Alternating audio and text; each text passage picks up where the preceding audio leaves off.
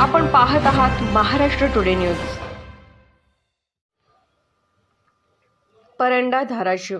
परंडा तालुक्यातील अतितीव्र गरजू आवश्यक असणाऱ्या दिव्यांगांसाठी आज समाज कल्याण विभाग, जिल्हा शल्यचिकित्सक धाराशिव व दिव्यांग उद्योग समूह यांच्या वतीने परंडा येथे दिव्यांग तपासणी शिबिर पार पडले। या शिबिरामध्ये 21 अस्थिव्यंग दिव्यांग बांधवांची तपासणी करण्यात आली।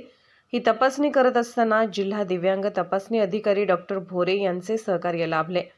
दिव्यांगांचा उद्धार हाच दिव्यांग उद्योग समूहाचा आधार याप्रमाणे कार्य करणारे सामाजिक संघटना होय। दिव्यांगांच्या वेळोवेळी अडीअडचणी समस्यावर उठाव करून दिव्यांगांना न्याय देण्यासाठी ही सामाजिक संघटना सतत कार्यरत असते।